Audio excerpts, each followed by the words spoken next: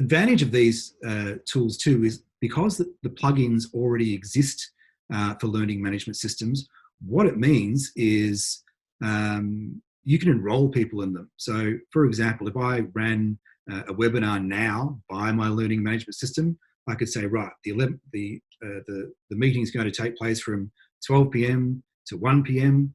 and then the system takes care of the rest. So it sends out reminders. So if you're on email, it'll send you an email reminder and say, don't forget, this webinar is on at this date. If you're using the mobile app, it'll send you notifications, just like you'd receive a notification on LinkedIn or Facebook or Twitter or whichever. It'll send you that little alert to say, don't forget, you've got the webinar, click here to log in. So again, it makes sense to make use of these tools in one ecosystem versus people having to log into 5 or 6 different pieces of software to access them. Video, again, so people are using a lot more video. It was interesting to see the other day, Netflix, for example. So Netflix have said, right, let's take everything back to standard definition because everybody's going to be at home, everybody's going to be using more Netflix, and we need space on all of our big data pipes that go around the world to accommodate more people using video for education, more people using webinar like this, more people consuming video from a consumer standpoint. So there's multi-modes you can use video in. So you might use YouTube, for example, to shoot your stuff out. You can also embed YouTube videos into your learning management system. You can record videos straight into your learning management system. So a scenario where that might work is you might have a course on health and safety. Then you might have a message at the front of that course that says, hi, welcome to health and safety this week. I'm your host, Dean, and I'll be taking you through to the 3 o'clock show or whichever. So you can really make good use of that sort of agile video approach, and it should certainly be part of your curriculum. Just moving around the board here, around the clock, is marketplace. So in most instances, most learning management systems have the ability to turn on, if you like, or to pull that lever, to turn on the ability to be able to sell courses online. So if you're an organisation that, and we've seen this with a lot of RTOs we've been speaking to, where obviously their classes are restricted, they need to suddenly go, right, well, we need to put our courses online or our units online. That can be done. Again, all you need to do is turn on the e-commerce functionality inside your learning management system. You can sell your courses, you can do discount codes, you can produce vouchers, you can change pricing to whoever you want, set tax rates, those sorts of things. So all of this stuff is available to you. Of course, the LMS is not worth much without content.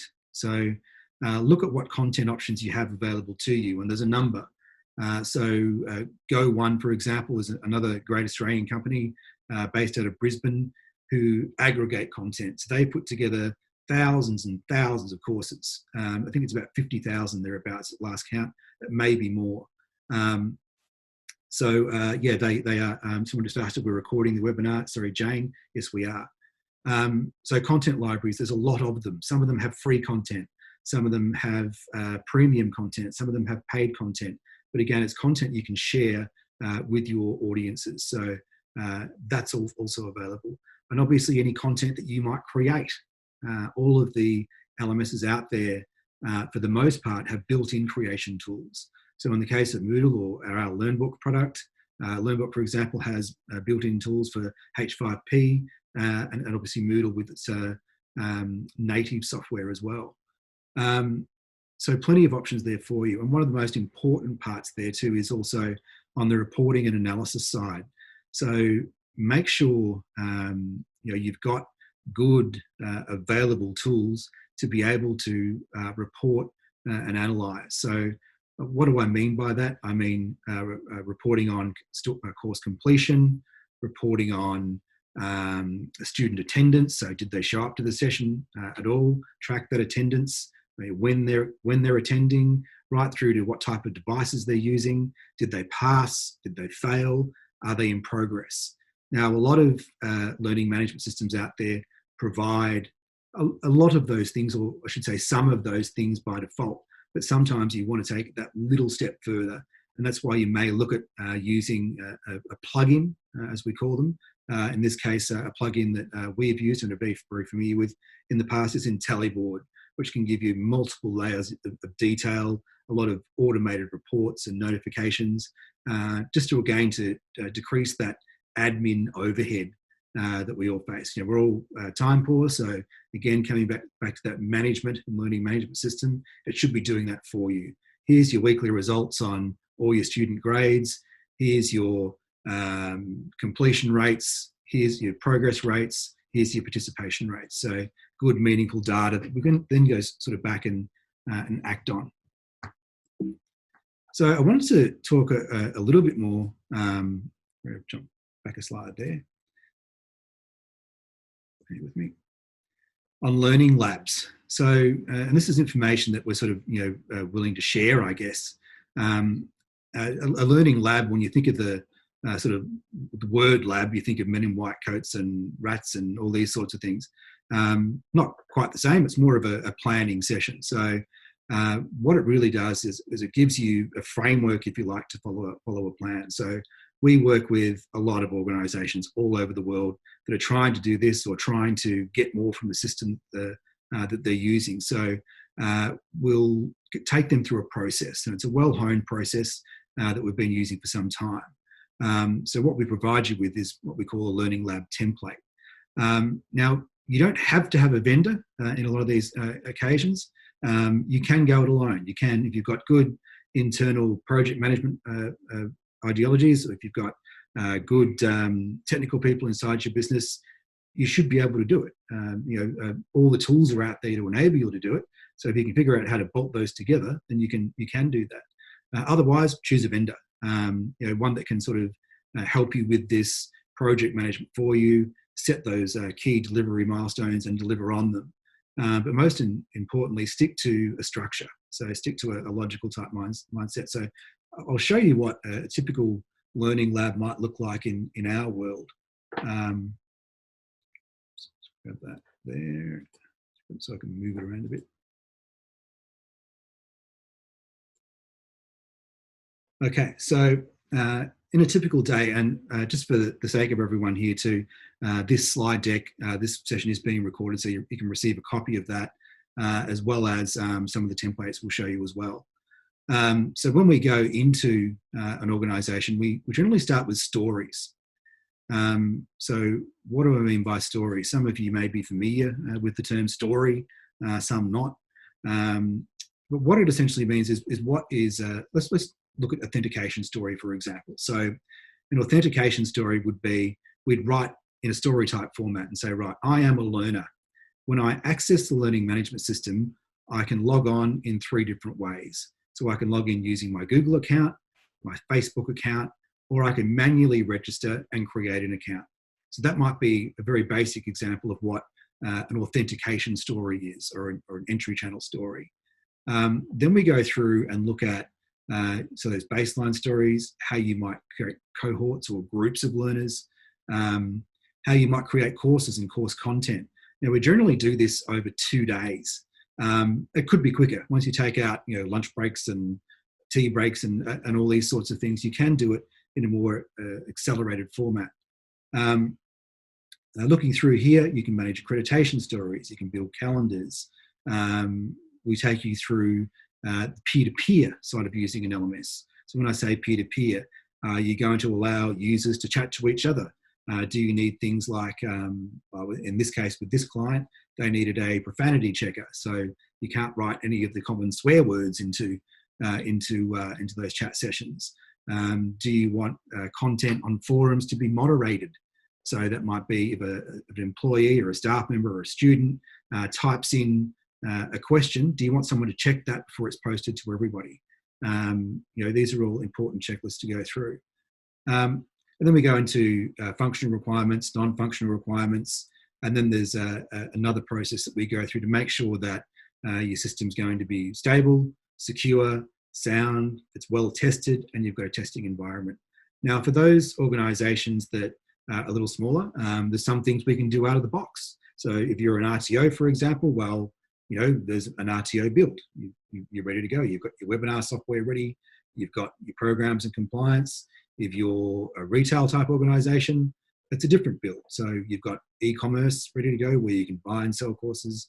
You've got, things like organisational units set up so you can track, or create org charts and hierarchies, all these sorts of things. So it really does depend on how in-depth or complex your learning environment might be as to what recommendation we might make or another vendor might make.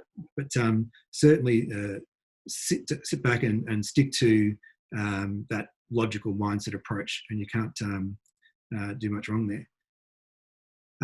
Okay, so I just had a question there from Jenny. The purpose of the Learning Lab. Yeah, exactly right. So the purpose of a Learning Lab is to, again, design that overarching strategy. So what we do in that is we do things like, in addition to what I've just showed you there, we develop a learner persona. So what is a learner persona? That's a breakdown of who our learner is. What things are they going to respond best to? What sort of courses or course formats might they enjoy? How do we need to assess those learners? How do we measure the success of our content? And then we extend that to what type of infrastructure are we going to need? So are we going to need highly scalable, highly flexible infrastructure, or can it sit on a virtual machine? So there's a lot of a number of elements that go into it, but very much think of it like a technology project, like any other type of project that you'd roll out inside an organization. Right, so the next one I wanted to talk to was system configuration. And if this is an extension of a learning lab, these would be the next things that you might do. So first of all, at a very basic level, planning. So run a workshop of what needs to be delivered first of all. What tools are you going to need? So did you want those virtual classrooms? Do you need live chat tools? Do you need easy access for questions? Determine what type of content needs to be uploaded or loaded. So remembering that your LMS can pretty much handle anything. So it can have your Word documents, it can have your PDFs, it can have video, it can have SCORM type objects. You can build content, so build courses yourself inside the LMS. Again, there's a number of tools that can do that. So very simple tools to use are things like Articulate Rise, for example. I think Articulate Rise sort of costs you about that sort of $50 a month, but it is a very easy to use tool that you can pick up and start converting, for example, a PDF into a meaningful course with an assessment on the end that can then be uploaded to your LMS. Certainly accessibility, so having all those tools in the one place.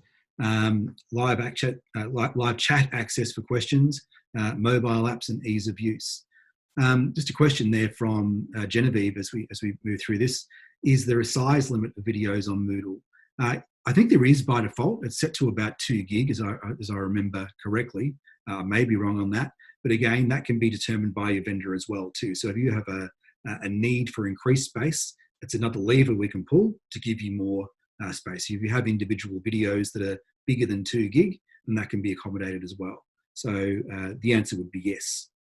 Yes, that you can increase the size of the video of the limit to whatever you need it to be.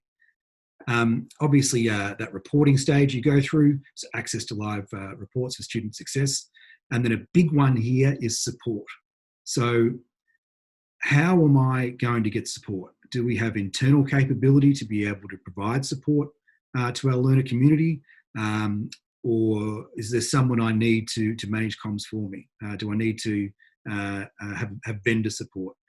Often the way vendor support will work is vendors will support the administrators inside the organisation, and the organisation will support the learners. So it really does depend on the extent and the quality of your onboarding program when you're deploying a new LMS, as to how well that capability can be built inside the organisation.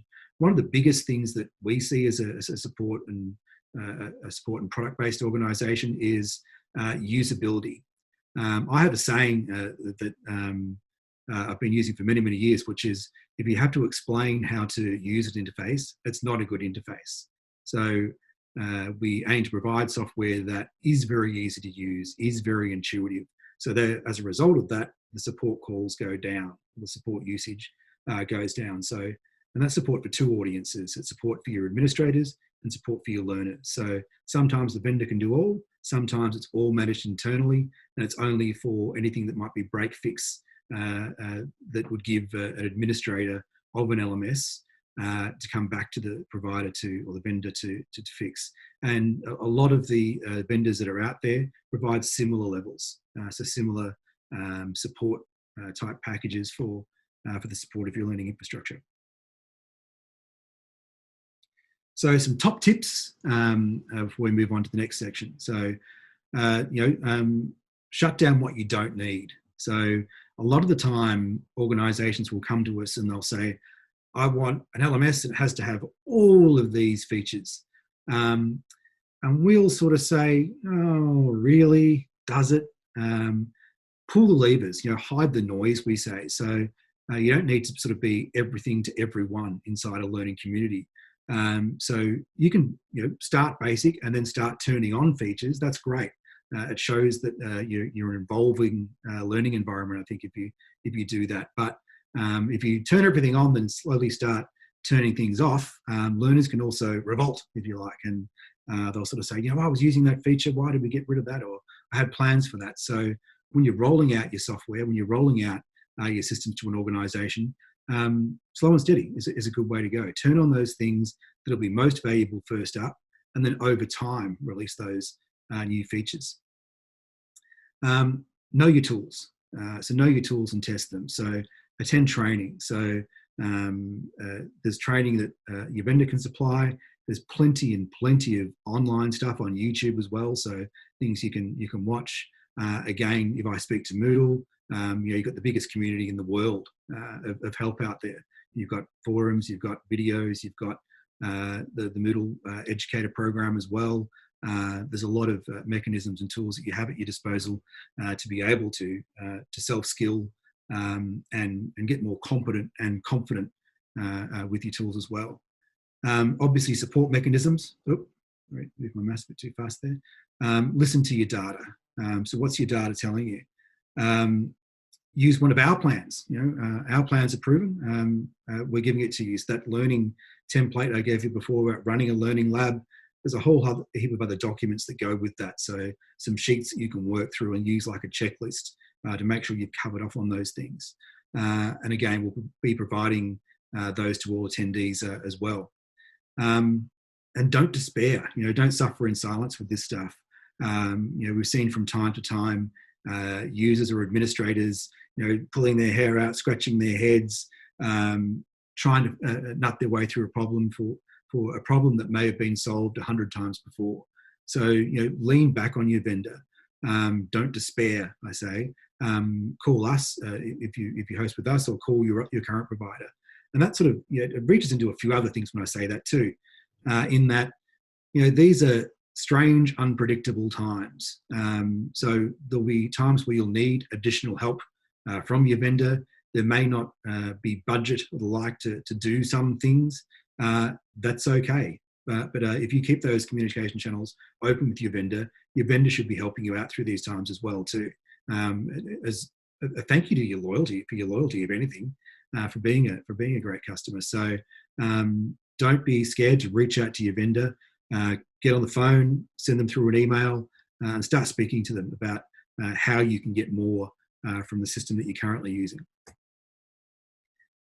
So content is the next part I want to speak about. And I think I've got a little poll for this one as well too. So let me get you guys thinking for a moment. I'll just pull it up.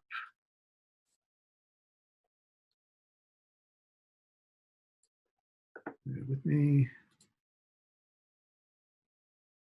All right. So this question is on creating your own content. So what I'm asking for here is how many people actually create their own content internally? How do you do it? Let's get a bit of a show of hands.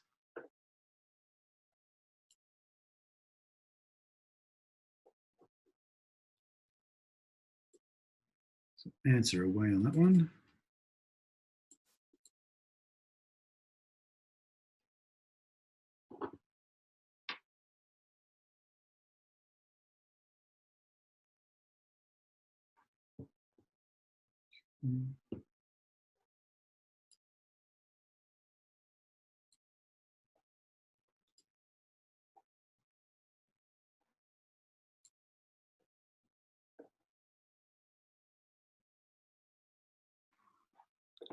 Well, we're seeing some really interesting results there. All of it. That's great. I think if you can become competent with your tools and create your own content inside your organization, that's a good thing. I can speak to content all day. I mean, I love creating content. I love seeing our teams create content.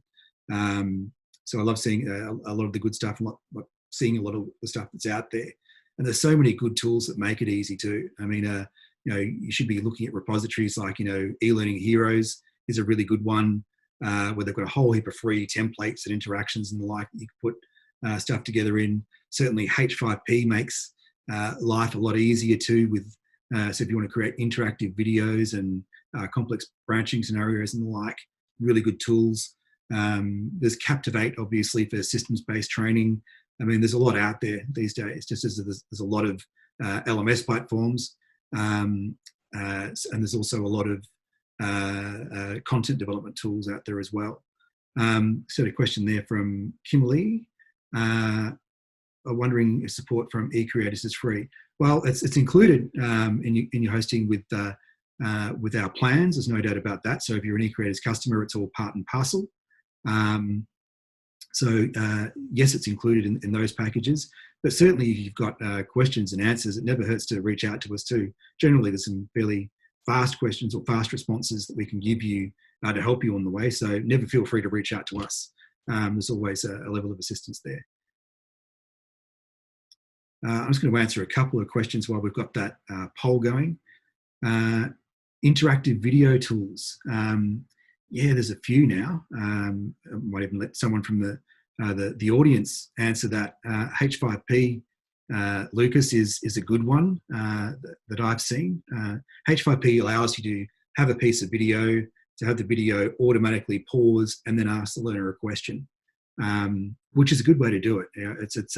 If you're showing a learner a 15-minute video, for example, which is a lot of info to sort of take in at any one time, it can be almost a little bit unfair to have the assessment in that sort of traditional place right at the end. So if you can break the video up into bits and pieces and say, what did that learner do wrong in that scenario, or where did Bob make a mistake with changing the engine part, you can make it a bit more fun, keep the learner on their toes all throughout the video as well.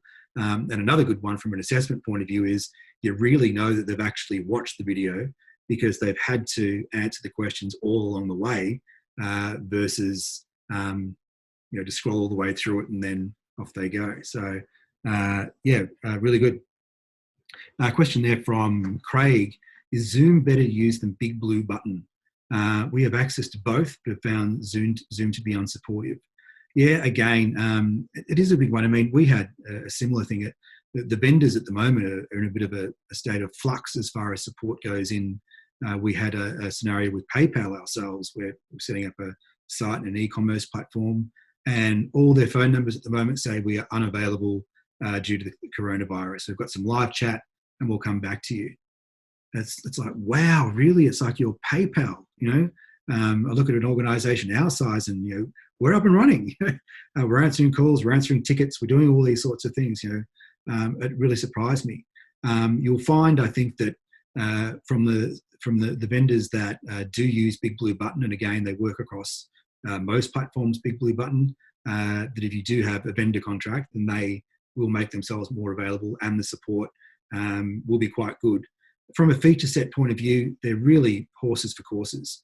There's times where I'll use just Big Blue Button, and it's generally for running virtual classrooms and the like, and other times where it's a session like this, for example, where I need a bigger audience, which is multinational and from all over the place, that I choose that. And an observation there from Diego, videos Microsoft Teams can also integrate with Moodle too. So good one. Thank you, Diego. Okay, all right. Okay, so sorry, going back there. So obviously, there's lots of places you can get that content from. So course creation, I mentioned Articulate Rise before in H5P.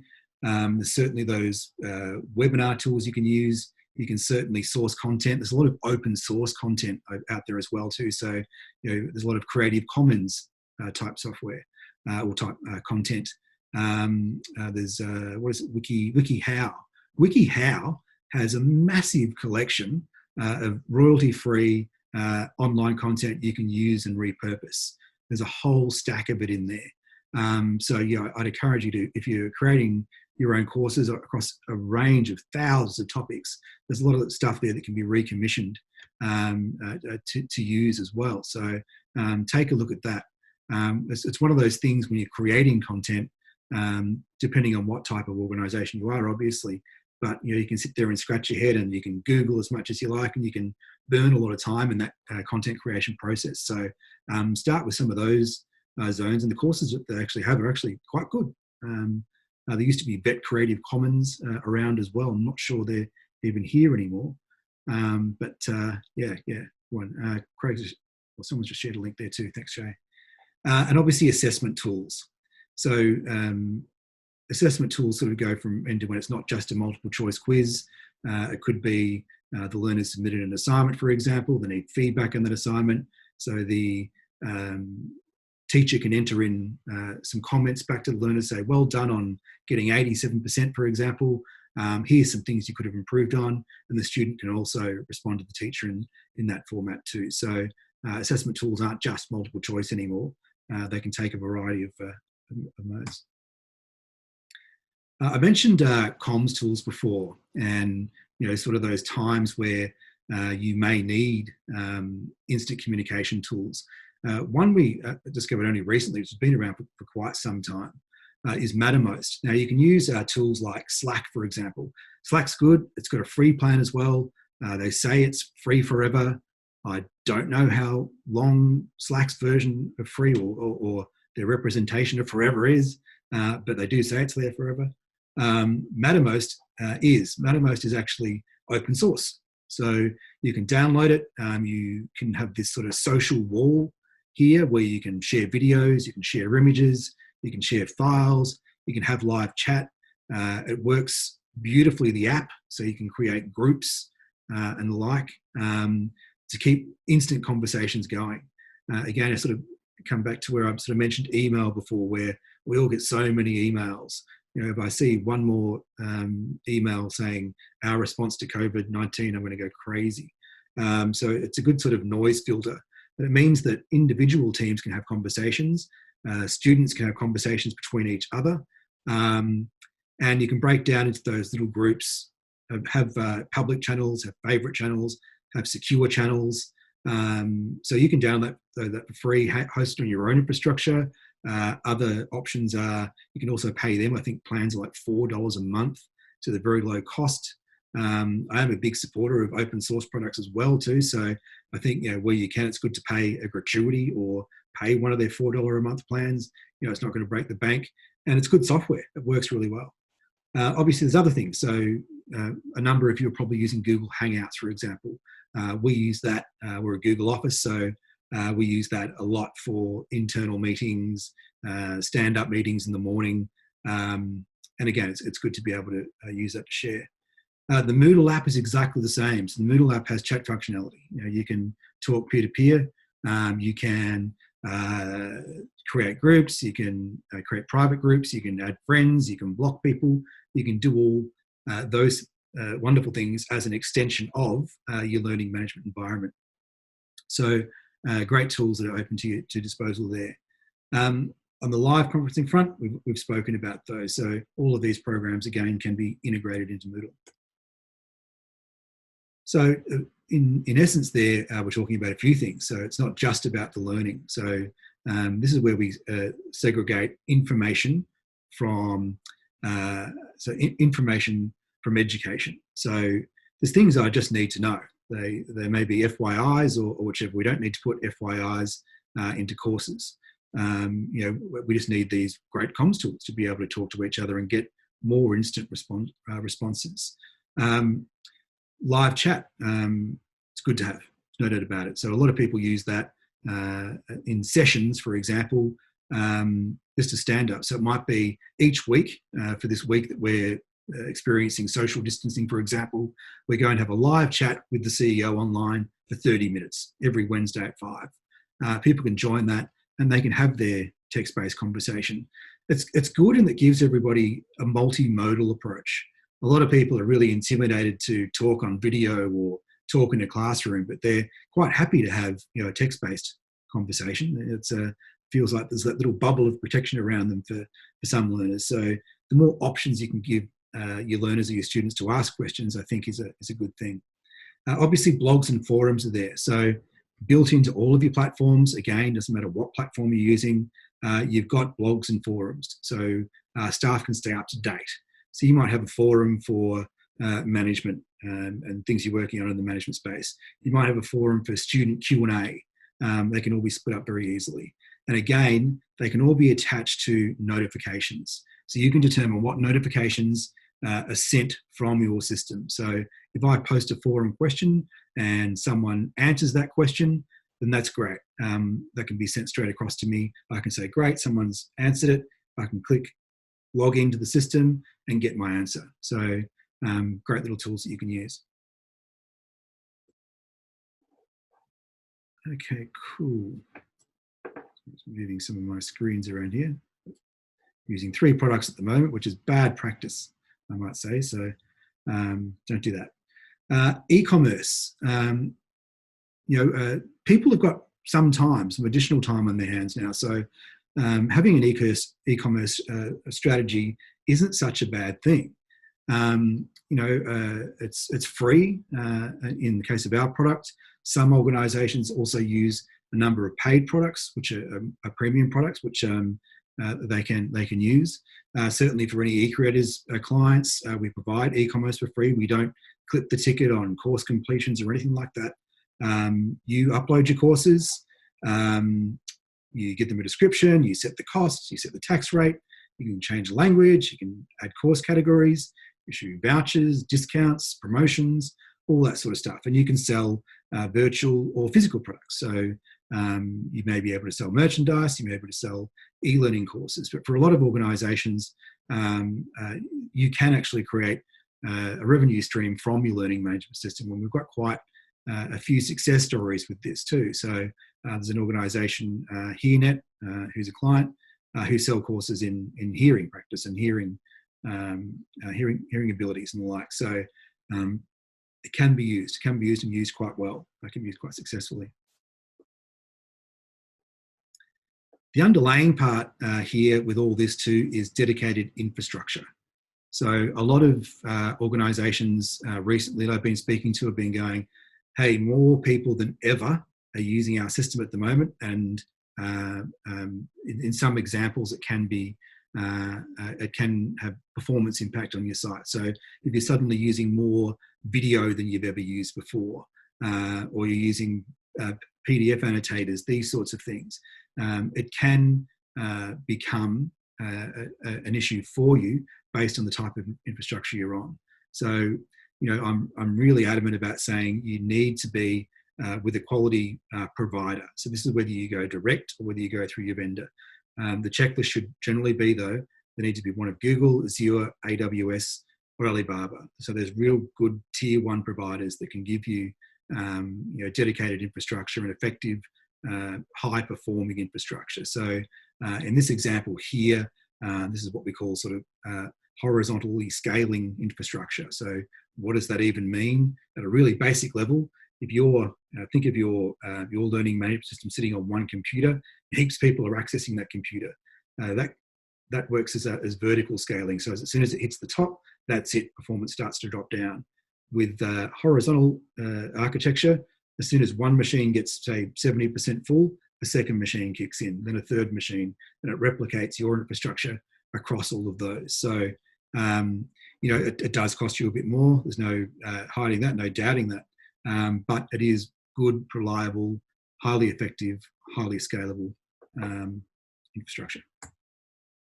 So some tips from that little component there. The secret is don't bite off more than you can chew, I guess. Choose from the free stuff out there. So there's a lot of free stuff. If you are just getting started in e-learning and you want to get started straight away, but you only want to dip your toe in, Moodle Cloud has some really good low cost plans. I'm saying low cost is you can start for free if you like, and use a Moodle Cloud site, but you're probably better off using one of those smaller tiers, and they're not much. I think they started about $30 a month or something. So you've got a quality provider there on quality infrastructure where you can start using that software straight away. And it gives you a bit of a chance to have a look under the hood to see where things are and how they work. A lot of organisations start there; they really do, before they make their big move into deciding where they might go with their e-learning infrastructure. So certainly take a look at that, and certainly collaborate on your production as well too. So get the right people around the table. So technology, HR. If you're a smaller company, it's your technology partner to help you out with some of those decisions like branding and access and the like, or find a vendor. There's plenty of us around.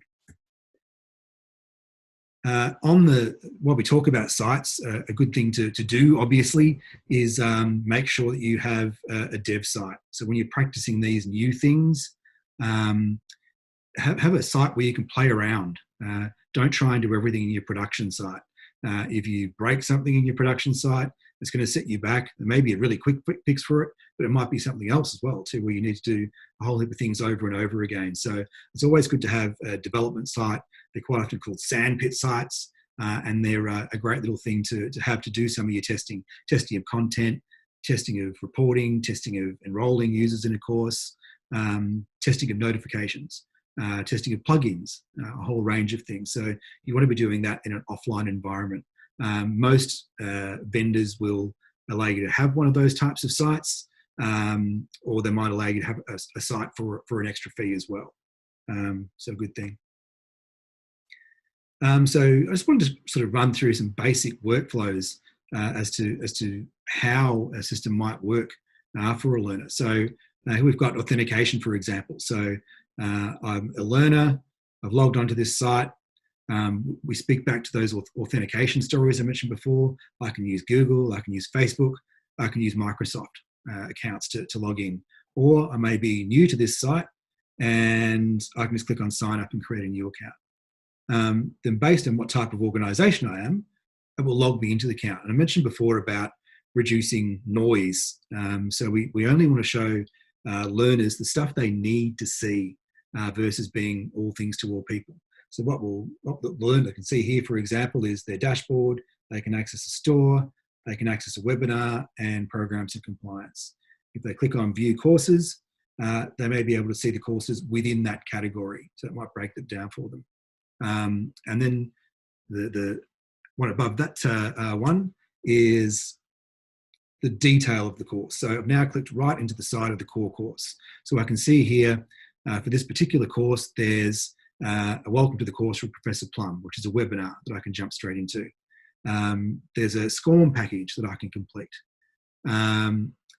We've got an assignment here. So here's the work material I need to download, and here's the assessment activity. So I download that, I'd read that material, I can read it online, I can read it on my mobile app, and then I can upload that to the assessment, have it marked and graded and get feedback straight from it.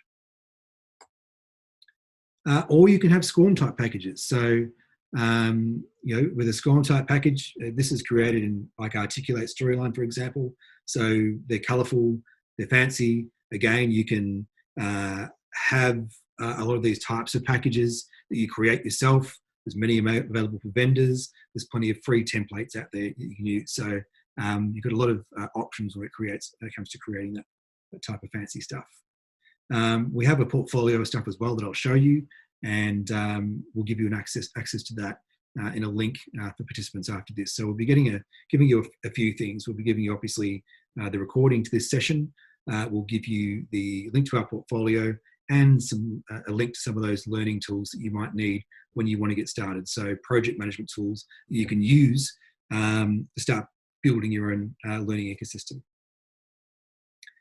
Another little one I wanted to touch on was the difference between a higher ed workflow and a typical workplace workflow. So In a school, for example, this is how the overview might look, and we'll provide you with this stuff in the Learning Lab as well too. So student login. Student logs in, the teacher marks the student as attended. So this can all be done electronically while we don't have classrooms to sit in. The facilitation then takes place via a webinar. The teacher would then issue students with activities. So these could be assignments, there could be courses, there could be exercises. The student downloads those. The student then completes those activities, uploads them back to the learning management system. The teacher then grades those. The student's then notified of their results. There might be a follow-up webinar for the student to ask questions. Hey, why did I get a B? I thought I was worth an A. But the student can then give access to that session via another webinar. So we're using the tools in exactly the same way. And then there's obviously got to be an avenue for ongoing student support as well too. So a lot of the larger RTOs and the like, places like online education services, OES for example, work very much with that type of model. And then a typical workplace model. So if you're an organisation like ours, a workplace if you like, the learner logs into the system. Generally learning has been subscribed to them. The learner can then enrol themselves in additional courses or programs if they want to. Then they complete activities, assignments, courses, lessons. They'll set an assessment and they can get feedback from a manager or just automatic feedback. So a number of options there available to different types of organisations. One thing I wanted to really touch on here is, again, these are tough, unpredictable times. So we've been spending about the last 12 months looking at what sort of innovation and funding options are out there. I'm going to bring up a question. I'm pretty sure I know the answer, but where can I find that? Bear with me a moment.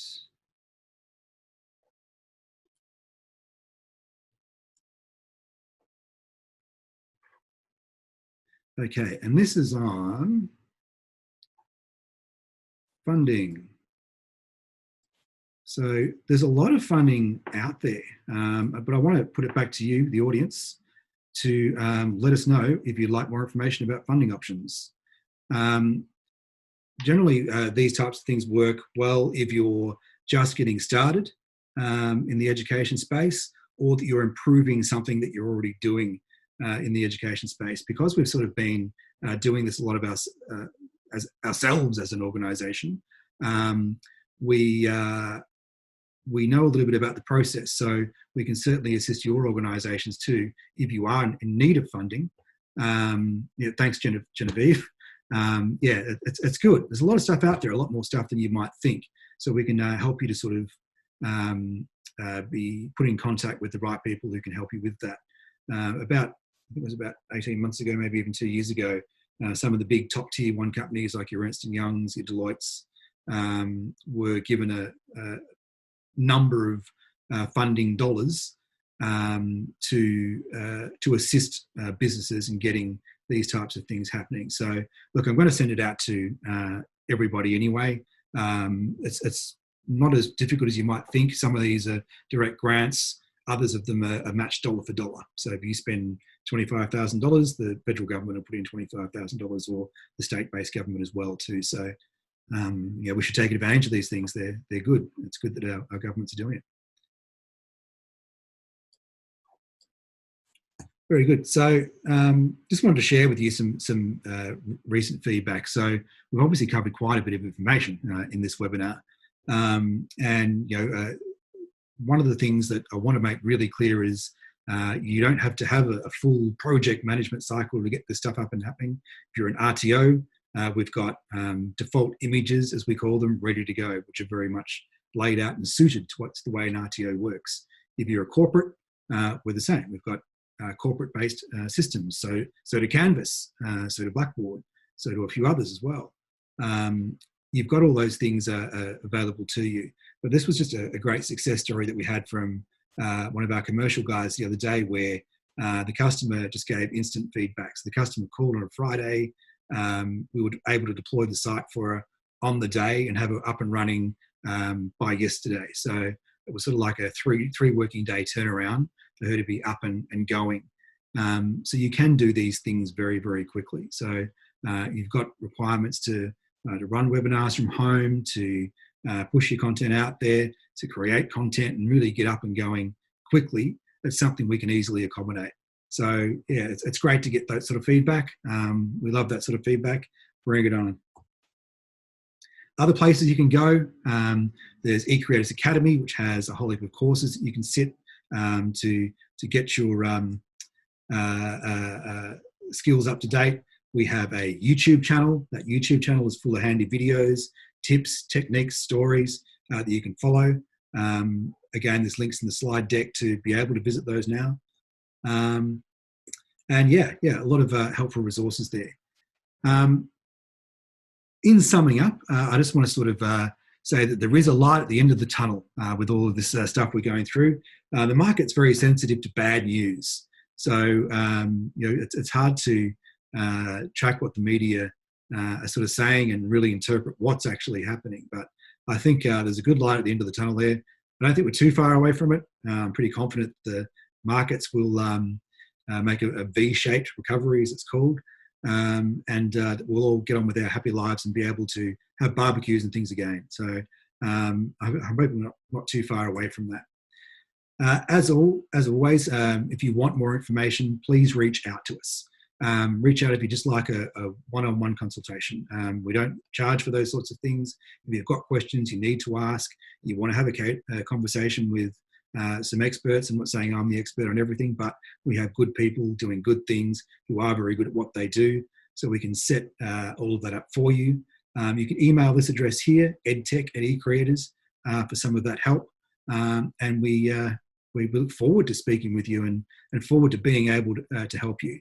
If you do think there are barriers to getting online and getting on board, don't think like that, because there's a number of ways that we can help you, and certainly feel free to reach out to your own vendors if you're not with us, and ask for that help. Say, how are you guys going to help me, in this scenario? So please don't be intimidated to do that.